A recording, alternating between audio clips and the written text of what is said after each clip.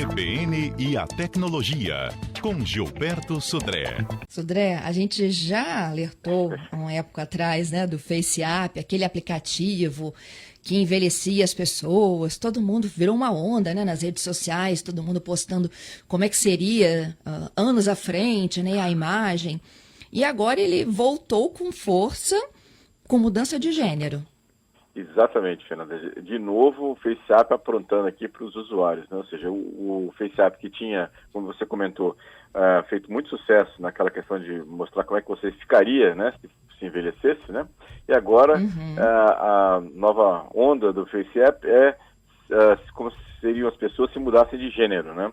E aí, de novo, o FaceApp fazendo sucesso nas redes sociais. O problema, né, ou seja, de novo, ele foi criado por uma empresa chamada Wireless Lab, uma empresa russa, né, que se baseia na inteligência artificial para fazer uma análise da imagem e fazer, então, supostamente, essa mudança de gênero na imagem da pessoa. O problema, né, do FaceApp é exatamente a política de privacidade que ela tem, ou que ela divulga, né? Ou seja, ela não deixa muito claro o que os administradores, o que o Wireless Lab, que é a empresa que fez o aplicativo, vai fazer com seus dados, ou seja, vai fazer primeiro com suas fotos, né, que ela vai ter que mandar as fotos para ele, então o que eles vão fazer com essas fotos, e também ela deixa aberto no que tipo de dados, informações ela vai coletar de você e o que ela vai fazer com isso. Então, ou seja, isso deixa todo mundo bastante preocupado, porque nessa época, inclusive, de privacidade em alta, né, a ideia é exatamente o que dados ela vai coletar, que dados ela vai coletar, inclusive no outro episódio anterior do WhatsApp, no FaceApp, ele tinha falado sobre a questão de coletar, inclusive, dados de seus amigos. Ou seja, então, você dava direito, inclusive, que o FaceApp ele conseguisse fazer a parte de coleta de dados dos seus dados, ou seja, do usuário, e também os dados dos seus amigos. Então, imagina, você até não tem nada a ver com a história, seu amigo foi lá, fez lá o seu cadastro no FaceApp, né, e fez lá o uso dele, e aí, de repente, os seus dados, que você simplesmente é amigo daquela pessoa, também são coletados pelo FaceApp. Então, é bastante complicado, né? É uma situação bem arriscada nesse caso em relação a isso. Pois é, e todo mundo acha que é inofensivo. Exatamente, né? Acha que é só uma brincadeira, só uma coisa curiosa, né? Engraçada nesse caso, e na verdade não é. A gente tem que tomar cuidado, porque inclusive esse tipo de situação, né?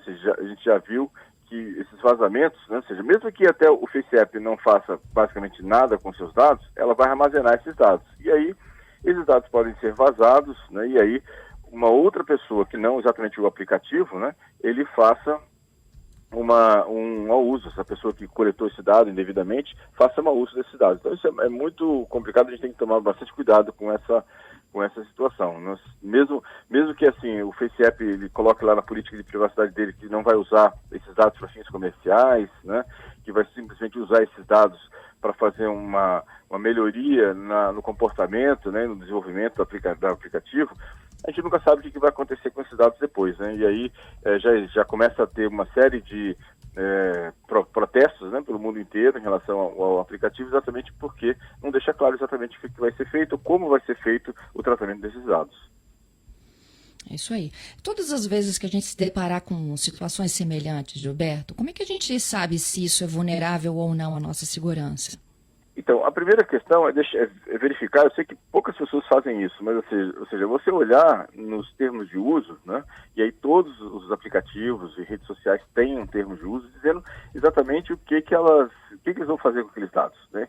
Se não tem um termo de uso, já desconfie em relação a isso. Inclusive, a gente vai ter uma situação, né, entrando em vigor a LGPD, de que vai ficar muito mais rígido isso, inclusive com responsabilização judicial da empresa, caso tenha alguma coisa errada nesse caso, nessa situação, ou ela trate de forma errônea os seus dados, né? Então, ou seja, vai ter uma responsabilização ainda maior do que a gente tem hoje disponível. Mas, de qualquer forma, a gente tem que observar, primeiro, quem é a empresa que está fornecendo aquele serviço, quem está por trás daquele serviço que está sendo oferecido, que tipo de dados eu estou compartilhando com essa empresa, se são só a minha foto, ok, a minha foto e meus contatos, por exemplo, muitos aplicativos que você instala no celular, ele pede lá, esse aplicativo pode ter acesso aos seus contatos? Aí você pergunta, por que esse aplicativo precisa ter acesso aos meus contatos? Eu não tenho nada em relação a isso. Então, é melhor não dar acesso ou esse tipo de acesso ao aplicativo. Então, a gente tem que tomar bastante cuidado hoje, porque a gente nunca sabe exatamente a origem, né, exata dos aplicativos, tem que verificar exatamente o que ele está o que ele está coletando de você ou a seu respeito em relação a isso. Esses geralmente pedem acesso também ao banco de fotos. Isso.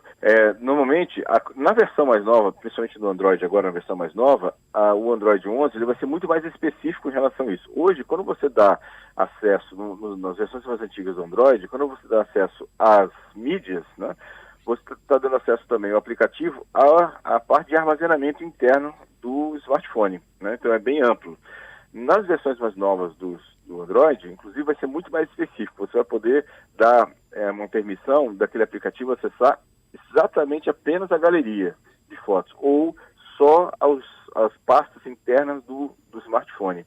Então vai ser muito mais criterioso em relação a essa situação. Inclusive, você vai poder dar um acesso temporário àquele aplicativo. Então eles melhoraram bastante isso exatamente pelos abusos que os aplicativos que hoje existem muitas vezes cometem em acesso indevido a dados dos usuários. Então eles estão, o Google está preocupado com isso e já mudou, inclusive na próxima versão do Android, a forma de como ele faz isso. Ótimo. Então, porque tem uma provocação de um ouvinte falando do Google também, eu vou fazer o registro aqui, é do Onério. O Onério falou, pensando nessa lógica de raciocínio, Gilberto, do FaceApp, e do que ele pode capturar que é nosso, já estamos há muito tempo na mão do Google, do Face, do WhatsApp, enfim. Esse seria mais um. Exatamente, mais um, né? Nesse caso aqui. A gente, na verdade, tem tantos outros, né? O FaceApp ele só chamou atenção, né? Porque ele fez um sucesso imenso, né? Ou seja, já na outra vez e agora também é um sucesso de muitas pessoas fazendo a postagem lá das suas fotos, né? Com uma mudança de gênero, vamos chamar assim. É isso aí. Agora, quando esses aplicativos eles passam pelas lojinhas, no caso da Play Store para Android, da Apple Store para o iOS, eles não checam essa violação de segurança? Não é obrigatório isso? É obrigatório, assim. Aí tem uma diferença grande, ou seja, a loja da Apple ela é muito mais rígida nessa análise, tanto que demora muito mais tempo para um desenvolvedor colocar um aplicativo para liberar, né, na loja da Apple e na loja do Google. A Apple é muito mais criteriosa em relação a isso. Não que o Google também faça seus testes, mas a Apple é realmente bem mais criteriosa do que o Google na liberação. Mas mesmo assim, eles fazem os testes todos. Agora, eles fazem basicamente os testes em relação ou procurando a questão de malwares, de falhas de segurança, de tentativas de acesso a informações que o aplicativo não solicitou especificamente, a permissão que o aplicativo não solicitou explicitamente. Agora, eles não têm como checar, e aí nem a Apple nem o Google, o que uma vez capturado os dados que foram cedidos pelo cliente, o que esse fornecedor vai fazer com esses dados. E aí já saiu da esfera de controle da Apple e do Google. Então não tem como eles controlarem isso, né? Comentávamos sobre a participação do ouvinte Onério, falando sobre podemos dizer assim, né, a possibilidade já, né, de que os serviços do Google, do Facebook, do WhatsApp, enfim, eles já entram na nossa intimidade, Gilberto. Exatamente, né? Nesse caso, né, os aplicativos, eles, em alguma situação, principalmente aplicativos maliciosos, tentam coletar informações e aí solicitar a permissão ao usuário para que eles tenham acesso a esse tipo de informação. E aí, né, ou seja, o usuário tem que estar atento nessa situação para saber exatamente se aquele aplicativo, né, realmente tem a necessidade. Eu já vi alguns aplicativos, só para dar um exemplo, Fernanda, por exemplo, um aplicativo de lanterna, que você liga aquele flash da câmera, do celular para poder usar o celular como uma lanterna. E quando você instalava o aplicativo, ele pedia autorização, por exemplo, a ter acesso aos seus contatos, ou ter acesso à internet. Ué, para como que isso? Para que exatamente? Eu pergunto, por que um aplicativo de lanterna, que é normal que tenha acesso à câmera, né, para ligar o flash, mas por que um aplicativo de lanterna teria, por exemplo, que solicitar permissão para instalação ou para acesso aos seus contatos, ou a parte interna, a mídia interna do seu smartphone, ou mesmo a internet. Estranho essa situação, né? Então, ou seja, dá para desconfiar que tem alguma coisa errada nesse processo, nessa questão. Entendido. Talvez essa seja a melhor dica. Se você está pedindo para um serviço e ele está te querendo invadir outros, desconfie e não baixe. Exatamente, alguma coisa estranha nessa situação, né? Para isso. Entendido. Bom, vamos falar dos nossos destaques? Vamos lá. Bom, 2 destaques essa semana que me chamaram bastante atenção. A primeira, né, a chamada de fake lives. A gente tem visto uma quantidade imensa de lives, né, de artistas, de comentaristas e uma série de lives por aí. Pois não demorou muito para que os golpistas e criminosos aplicassem um golpe cibernético usando as lives. O que eles fazem? Eles ou criam um perfil falso, ou, e tem acontecido muito, de sequestrar perfis de pessoas famosas. Então vai lá e rouba o perfil da pessoa famosa. E aí, o golpista, ele promove uma falsa live com uma gravação antiga, provavelmente, ou coisa parecida, e que naquele QR Code de doação, ao invés de ter o QR Code de doação real, que manda o dinheiro para uma instituição que está precisando daquele dinheiro para fazer um tratamento para as vítimas da pandemia, por exemplo, eles substituem por um QR Code falso, que ao doar, a pessoa está, na verdade, colocando dinheiro na conta do golpista. Então, veja, bem engenhoso a situação, mas que algumas pessoas já têm caído nesse tipo de golpe. Então, muito cuidado nessa situação das lives. Tenha certeza que a live realmente era uma live agendada, que o seu artista ou cantor ou cantora favorito realmente está promovendo aquela live naquela situação, né? Não é um perfil falso, para que você faça a doação, que tem muita gente precisando. Então, não é para não doar, mas simplesmente para verificar a origem real daquela live, né? Daquilo ali. Já pensou, gente? Inventam de tudo. Exatamente, né? Uma outra notícia que me chamou a atenção nessa semana também é que o Twitter, a famosa rede social de até 140 caracteres, agora você pode tweetar usando a voz.